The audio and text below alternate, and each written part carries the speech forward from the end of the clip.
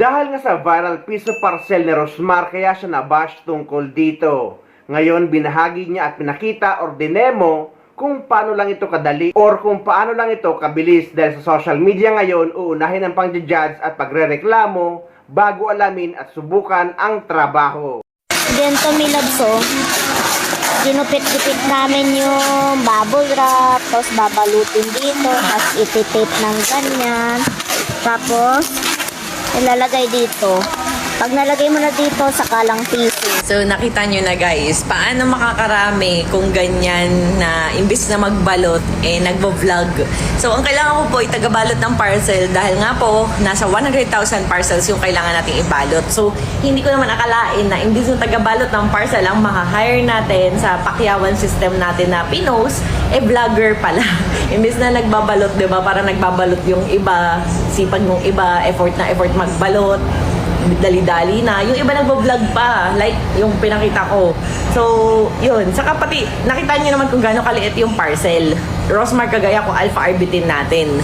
Ayan, oh. Ibabubble wrap, iti-tape konti, and isushoot sa pouch. So, hindi ko maintindihan kung ano yung mahirap dyan. Ang liit-liit lang po. And kita nyo naman, ang dami agad ni ating naka-pre-pack na.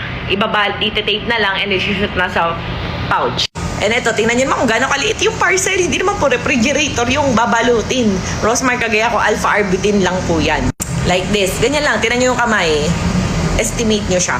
So, hindi ko maintindihan na yung pagbabubble wrap at pagtitape, irereklamo pa. Paano po ba kayo nagbabalot ng parcel? I-shoot mo yung item sa pouch na hindi nakabubble wrap or tape, na hayaan mo kung mag-leak or what, diba? And tulad ng sabi ko, paano makakarami kung nagbablog?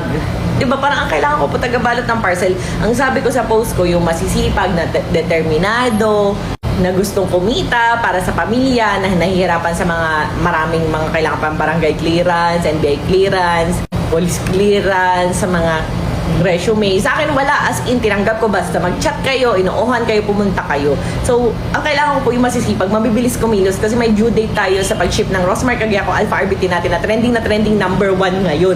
So, hindi ko maintindihan kung bakit vlog ng vlog ganyan. Nakita niyo yung place, panoorin niyo ulit yung video ni ate, makikita nyo guys, tatambakan yan dahil dyan po yung stock ko ng mga paninda ko na second hand item. So, hindi ko rin maintindihan kung saan kayo nakakita ng water dispenser, pero may water dispenser ako dyan na paninda at sira po yun. So, yun, binibenta natin kahit medyo may defect siya ng konti, pero sinasabi naman natin yun sa customer. So, kung gusto nila ibili, ipaayos, mura na lang, bahala sila. So, kaya hindi ko maintindihan na may water dispenser naman daw, pero ayaw pa inuman. Tingnan nyo nga gano'n nyo kung may lalabas sa tubig. So, wala pong water dispenser doon. And, sinabihan ko rin yung staff ko na mag-provide sila ng food and water. Kaso nga dahil gabi na, madaling araw na, hindi na umabot. Kaya yung mga ngayon na pupunta, ay may food and water na po. Pero magdala kayo ng sarili yung tumbler. So, ayan, nakakalungkot lang kasi talagang lahat igagawan tayo ng issue. May ma-content lang, may ma-vlog lang. Ang kailangan ko po, tagabalot ng parcel, hindi vlogger. Bilangin natin guys, sa loob ng 1 minuto kung ilang Rosmar kagaya ko, alpha arbutin ang kaya kong balutin. So, let's go. Samahan nyo ako. Ready na ba kayo? So, timer starts now.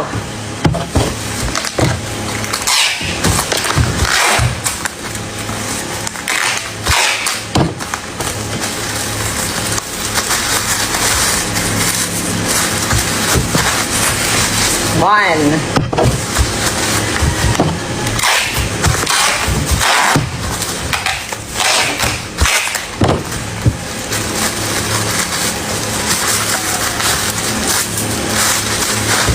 Two.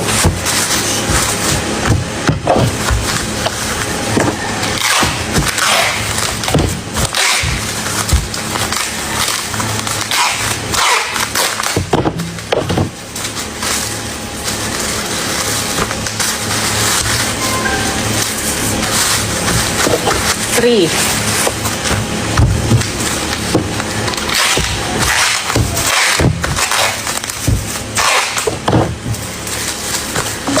Four.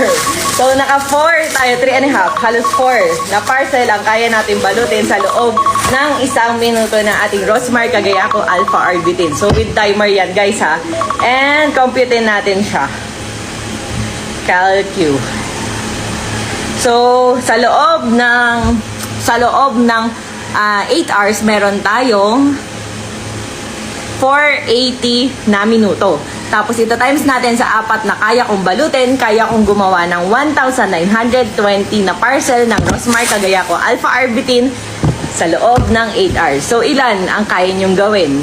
Actually, wala naman akong nakikitang masama or hindi maganda dito sa inaalok ni Rosmar. Dahil nga ganun lang siya kabilis. Pwera na lang kung ang gagawin yung pagra-wrap ay yung pagra-wrap sa SM Mall. Yung talaga ay kailangan ng skills at kailangan ng oras. Pero dito kung mabilis ka ay pwede mo pa nga mabit or malampasan ang minimum wage earner sa Pilipinas. Sa panahon kasi ngayon sobrang marireklamo na ang mga tao. At eto naman ang pahayag ng nag-viral na video ng rapper or packer ni Rosmar. Hello mga mi, ayan magsasalita na po ako. Una at huling beses ko na itong magsasalita. Gusto ko lang maklarify po yung comment ko, yung post ko po.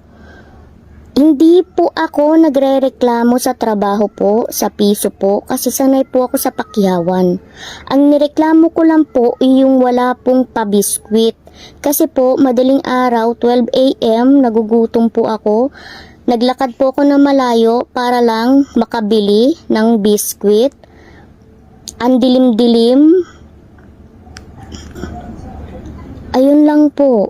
Wala po akong nirereklamo sa trabaho po. At saka hindi po ako vlogger.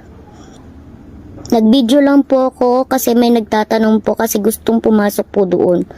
Pumunta po ako doon kahit malayo po ako.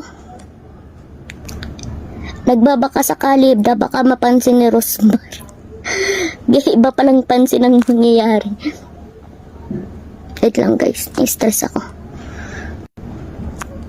Sorry po kung may natapakan man akong ibang tao, ano. Pero wag din naman po sanang idama yung mga kagrupo ko po doon. Sa my day ko po. Sorry din po. Sorry po kay Madam Rosmar kung piling nyo po naagrabyado ko po kayo. Sorry po. Sana po tigilan na po natin yung pagbabash. Ang dami po nag-chat sa akin. Dinamay pa yung anak ko. Sana daw hindi ka ugali ko. Guys, ibash nyo ako. Okay lang. Huwag nyo naman idadama yung bata. Huwag nyo idadama yung anak ko, guys. Ang galing nyo eh. Alam nyo kung kahinaan ng isang ina. Huwag yung bata.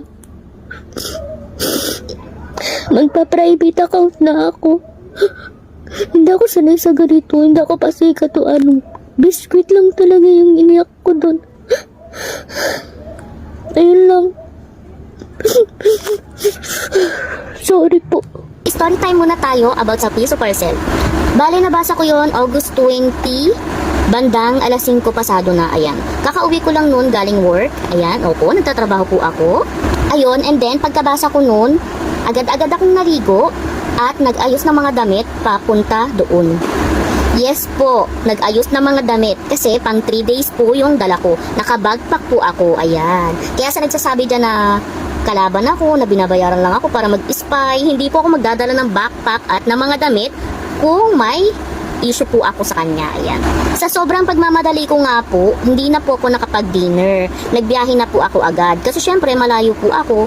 Iniisip ko pa maraming pupunta, baka hindi ako makasama, ganyan. Kaya nagmadali po akong umalis, ayan. Pagdating nga po doon, marami nga pong tao, pero pinapasok po agad kami ng guard. Mabait po yung guard nila. Tapos po yung mga admin, wala rin po akong issue sa kanila, mababait din po. Wala rin po akong issue kay madam. Kayo lang yung nagbibigay talaga ng issue. Siyempre, gaya nga ng sabi ko, may work ako, tapos pumunta po ako doon kasi alam ko po ang capacity ng pagtatrabaho ko. Ayan, dahil production po ako, 12 years, nag-work na sa production at nagla-live seller pa pag nauwi ng bahay after ng work. Kaya alam ko pong makakarami po ako sa kanya. Kasi nga po sa post niya po, parang 2K, sabi ko okay lang yung maka 2K ako, ganyan, 2K per day, edi malaking halaga nga po iyon. And then, nung mag-i-start na nga po kami, buti nga po at may lalaki kami, may tigabuhat po kami, merong mga kuha ng bubble wrap sa baba, and then may nag-aayos na po ng bubble wrap, tapos po, inuna po namin maggupit-gupit po ng mga bubble wrap. Nag-ipon po muna kami ng marami mag-bubble wrap, pinaikot po muna namin, tapos tinape po namin, tapos tulong-tulong po kami, wala pong petix po doon, tulong-tulong po kami, lahat po kami may ambag, kaya hindi ko alam kung saan ang gagaling yung naka 20 pieces lang ako. Pero no comment na lang ako sa'yo, be. God bless na lang din sa'yo, di ba? Ayan. Tapos, bandang 11, quarter to 12, ayan, parang nangihina na akong mag-pack kasi nagugutom na po ako. Ayan, kaya lumabas po ako, naghanap po ako ng makakain po namin. And then, nag-back to work na po agad kami pagkakain po namin ng mabilisan, ng tinapay po na may San Marino. Ayan lang po yung nabili ko. Tapos, yes po, nag-video po ako pero hindi po umabot yun ng 30 seconds. Ayan, hindi po vlogger yung pinunta ko po doon. Nag-work po talaga kami. And then may mga admin din na tumulong sa paggugupit ng ng bubble wrap. Ayun nga, sinabihan na po kami na pack up na, mag 2 AM na uuwi na po kami. And then tinanong ko po yung admin po doon na kung may pakain na bukas, kahit biskwit lang ka ako, kasi balak ko pa po talagang bumalik bukas. Gusto ko pa nga makiusap na doon muna ako kasi sayang nga yung pamasahe. Pero di ko naman sinisi yun kasi ginusto ko nga yun. Wala naman akong doon na sinasabing masama doon. Tapos ang sagot niya nga po is wala daw. Magbaon na lang daw po kami. Ayan. Kaya maayos po talaga yung usapan namin noon. Nag-ingat-ingat pa kami, ganun. Maayos po kami lahat nung nag-uwian. Ang inano ko lang po talaga is yung biskwit talaga. Kasi nga, nagutom nga ako dahil nga hindi nga ako nakakain. So, kasalanan ko rin talaga yun, guys. Aminado naman ako dun.